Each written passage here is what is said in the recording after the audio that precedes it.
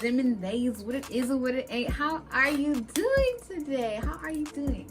So today I decided I was gonna come back and give you guys a story time. I know. I figured I'd give you guys a story so I can talk to y'all, because I've been missing just talking straight to y'all face, alright? Without further ado, we just gonna get right on into it. We're gonna get right on into it.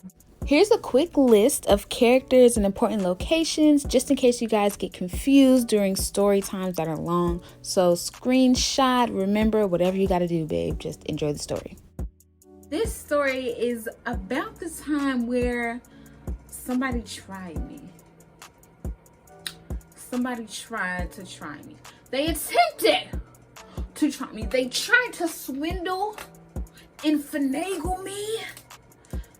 But it'll never fucking happen. So this takes place around the time I was 18. I'm 21 now. So this was about 3 years ago. When I was 18 or whatever, I was making money doing hair and nails, because I said in previous videos, I was actually in cosmetology school when I was in high school, and I had kind of like, not a rep or whatever, but like niggas knew me for doing edges really well. So I had a pretty good clientele. Like I would do some sew-ins here and there, I would do some nails here and there. You know, I was making my coin, making my bag, you feel me? Around this time, prom had started to kick up, and also my cosmetology bill needed to be paid. In my mind, I was like, okay, well, I need to pay this cosmetology bill, which at the time I think was like $500. So I was like, I need to get a job so I can pay my cosmetology bill. I need to get a job so I can maybe get a car, you know what I mean? Maybe. And then if I wanted to go to prom, I can pay for prom. At the end of it, I never even ended up going to prom. Like I literally did hair and nails on prom day so I could pay my cosmetology bill. So I missed out on prom. I had a best friend at that time, and I'm gonna call her, we're gonna call her Cinnamon, because she had a really nice skin complexion. I'm not gonna cap. I'm not even gonna hold. Her skin was nice. Cinnamon had already had a previous job, and I remember she had ended up quitting. So she was looking for, you know, places to get some money, you know what I mean? And I remember there was a local grocery store up the street from my neighborhood, and she was like, girl, I'm about to go and see if I can be a cashier, whatever. So I was like, okay, boom.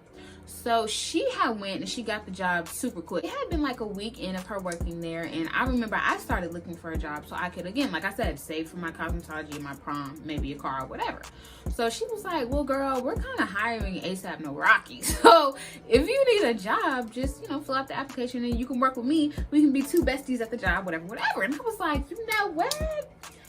That is right up my alley, So I filled out the job application, bada bing, bada boom, your girl was employed in not even a week. So after I got hired, I started having afternoon shifts because I was in high school. So I would get out at 2:15, and then I think I would go into work at 3:30 or 4 o'clock. I really cannot recall, but it was between those times. And I mainly worked maybe 4 or 5 days out the week. It wasn't nothing super long. And then I didn't work Sundays. I told them it was for religious purposes, when actually I just wanted my weekend. I'm sorry. I mean, I'm not about hours. I just wanted my weekend. So I get the job and training starts. Whenever it was time for me to go into my shift, I would walk past all of the registers, then clock in, then I would head to the back.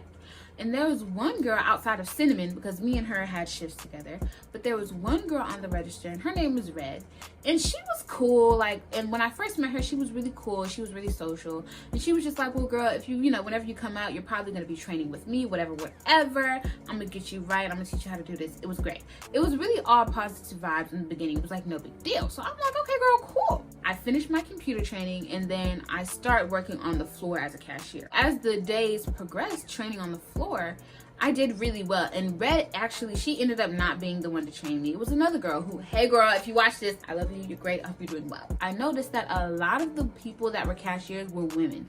Literally every single cashier we had at the job was women. All the stalkers were guys. And then in the deli, it was like a few guys and a few girls, kind of like a little mix, right? Everyone pretty much was a teenager or not, you know, no age above 21. We were all pretty young. So after I got used and acclimated to coming to work and noticing all the people's age, I got really excited. The days go on, I'm making friends with all the cashiers. Everything's working out great for me. And then there was one stalker guy, and he was really cool. Like, I was like, you know, and I would notice him staring at me or whatever, and I would stare back, I'm not gonna lie. And I think it was more so genuine curiosity, because of course when you're a new person at the job, niggas is like, who the fuck is you? Then eventually me and him became cool. And then me being cool with him, sometimes I would be around all the other stalkers, and then me and all of them came cool. So before I knew it, I was like 2-3 weeks into work and I was friends with everybody. I knew everybody, and generally everyone seemed to like me, and it seemed to be good positive vibes. At this time, me and Cinnamon and Red were pretty cool. We weren't like besties or whatever, but like we were cool enough. We would kiki and have a fun time at work. So Red actually had a best friend named Blue who used to work at the job, and she would come around and be by the register. And she didn't work there anymore, but because she used to work there, everyone was cool with her just being on the register with Red, you know, talking to her, hanging around, doing Red's whole shit. Me and Blue never really had much conversation, but it wasn't any beef there. Like, she was cool, you know what I mean, for what it was, but we didn't really talk much. We didn't have full conversation. She wasn't like one of my friends, but it was no beef. I didn't have any issue with her being around, you know, vice versa. Unbeknownst to me, it wasn't a vice versa, but at the time, I was thinking vice versa, you know? So I started taking my breaks, and I would go and get me a snack right quick, go, you know, pay for it at another register, and then I would go and look for my stalker friend, and me and him would talk and kiki. And then eventually I started going to take my breaks with the people at the deli, and I would talk and kiki with them, and it was a great time. So everyone kind of got used to me coming around at my shift. Like, eventually, like, I'll be off my register or whatever, or I'll clock in one day and they'll be like, oh, so I'll see you later on your break, right? Or I'll see you later, I'll come and talk to you later, right? So I was like, okay, cool. So by this time, I was kind of known around the store for being nice and funny and cool, and like, she'll come and kick it with you, right? One particular day, I was with my best friend Cinnamon, and we weren't at work this day. I think we were at her house. So I was talking to her, and I was like, yeah, you know, that stalker guy, he's kind of cool, whatever. And she was like, yeah, he's cool, you know, he's annoying, whatever. We were just, you know, talking a little shit, how we do. So then I mentioned to her, like, you know, I don't know, I think I kind of like him a little bit, but I'm not sure, I don't know him enough. But he seemed really kind of cool. She was like, oh, you like him? And like, I remember when she said it, it wasn't like she was having issue with it, but it was kind of like, she sounded a little suspicious. So I was like, yeah, like, I think so, but it's not a big thing, you know, whatever. So she was like, oh, you know, okay. And, you know, the day progresses. I think nothing of it, right? So a couple days goes by, and I'm going to work as per usual. I'm talking to people as per usual, nothing out of the ordinary. And I noticed that every single time I try to talk to Stalker, like, he's acting weird, or like he would think I'm trying to be flirtatious with him, or he would be like, you know, I don't really like my coworkers. I don't really, you know, I don't get down like that. And I'm like, okay, but I'm literally talking to you about the motherfucking shelves, and why are we talking about? Like, what are we talking about? A few days later, I was talking to Cinnamon about it. I was like, yeah, he's been acting really weird, and, you know, I don't even like him for real, whatever. And she was like, but I thought you said you did. And I was like, yeah, well, I didn't know him then, but like, I've been getting to know him, and he's cool people, but he's not my type. And she was like, oh, well, I told him you like him, and that you was trying to fuck with him, you was trying to get with him. Like, literally, like, who told her to do all that? Like, I was like, why would you tell him that? And why would you not tell me that you told him that I liked him? Like, literally, what the fuck is wrong with you?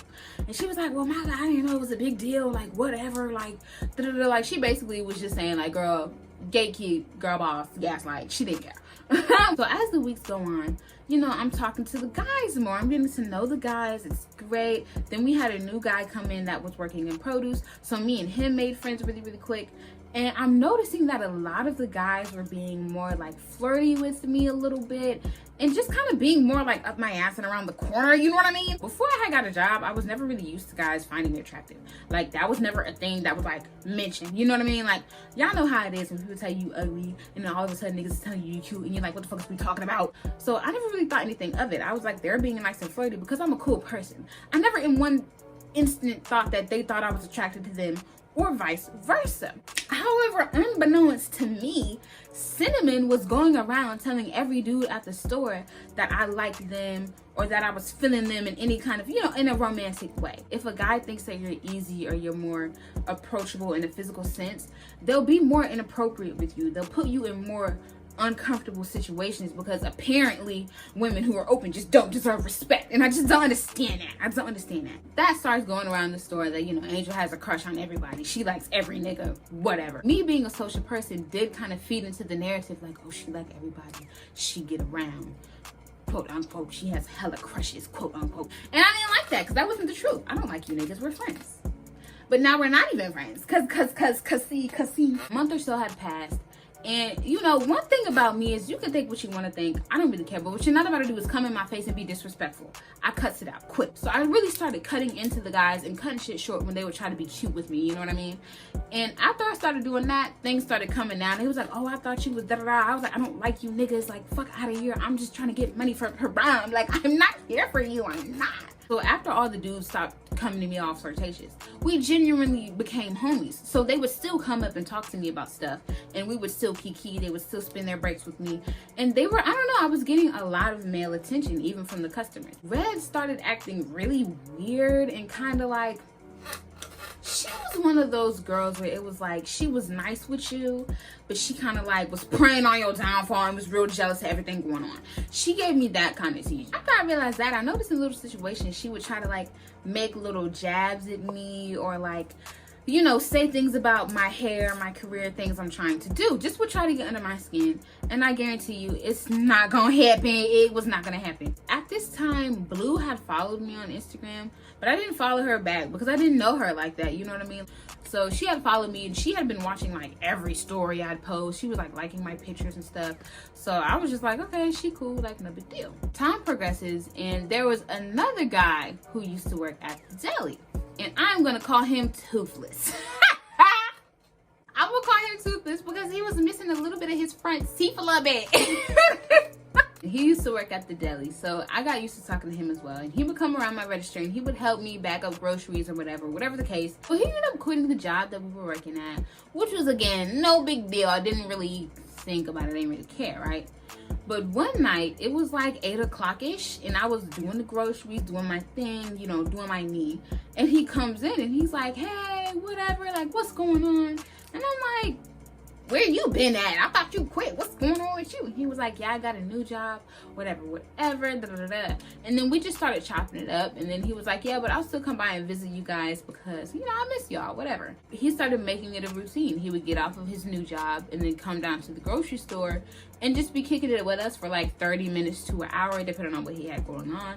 And then he would leave. And it was like, no big deal, no big thing. And he wasn't only at my register. He was also at Cinnamon's and at a few of the other, you know, registers and the deli. He would just be around the store, basically. I want to say a couple weeks later, after we fallen into this routine, I remember I took my break. So I head over to the deli and I'm kikiing and I'm talking or whatever. Toothless was by the deli to stay too. And I was excited to see him because I hadn't seen him for a couple of days. And like I said, he was the homie. So I was like, okay, new conversation, whatever. One of the girls at the deli was trying to get me to do her sewing for like a birthday or something that she had going on. And I was like, well, girl, yeah, I can do this, this, and this. And, you know, this is the day. And we're just trying to schedule out everything. You know what I mean? Just getting to the bag whilst I'm getting to the bag. You feel me? You feel me? Toothless is like, oh, you do hair? And I was like, yeah, here and there, you know what I mean? I do a little sign, you know, sign. Then he was like, well, do you do dread retwist? Because he had dreads at this time. So I told him, you know, I could probably try, but I don't really know much about dreads. So if I do it, I probably just do it for free off the strength of trying. And he was like, you know, I don't really want you to do my hair for free. Like, that doesn't feel right to me or whatever. And I was like, well, I mean, you can give me a tip, but like, I'm not going to charge you because I don't know how well it's going to stay.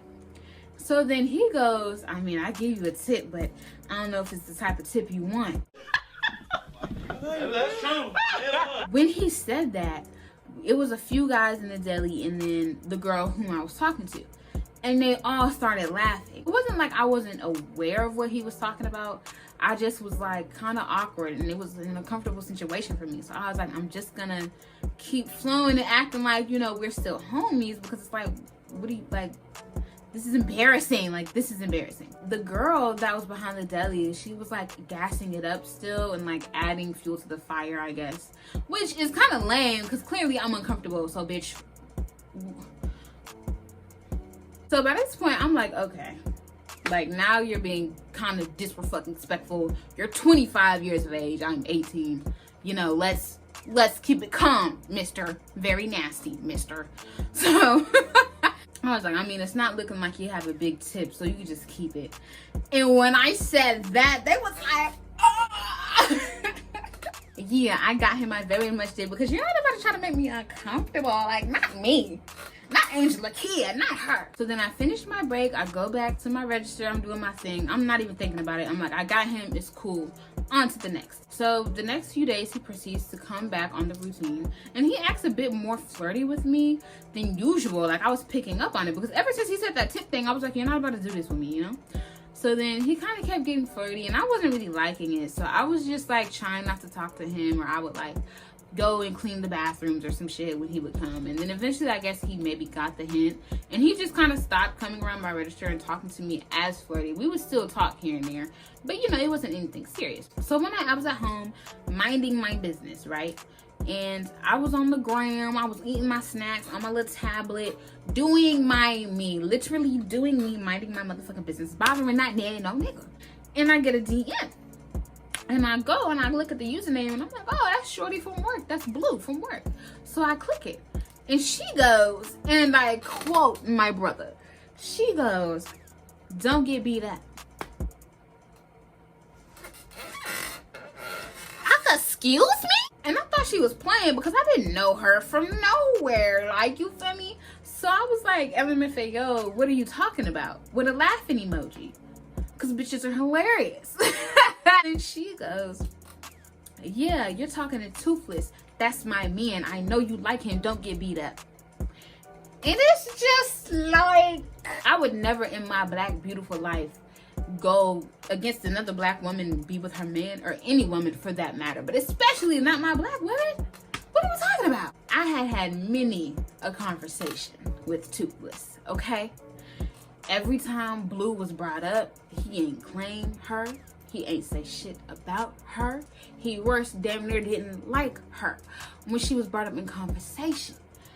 How am I to know that's your man's with which you're claiming? Follow me, if he doesn't claim thou. Listen to me. If thou aren't claimest, thou cannot be angry. It's simple mathematics. And at the end of the day, even if that was her man, why are you messaging me? Talk to thouist. I literally thought she was still joking a little bit, because I'm like, girl, don't nobody want Toothless. He don't got no front teeth. He's 25. What do you like? He comes to the store to hang with. What are we talking? Like, literally, what are we talking about? What are we talking about? I sent her back, LMFAO, laughing emoji. Who told you that? Question mark, laughing emoji. This caught me out of nowhere.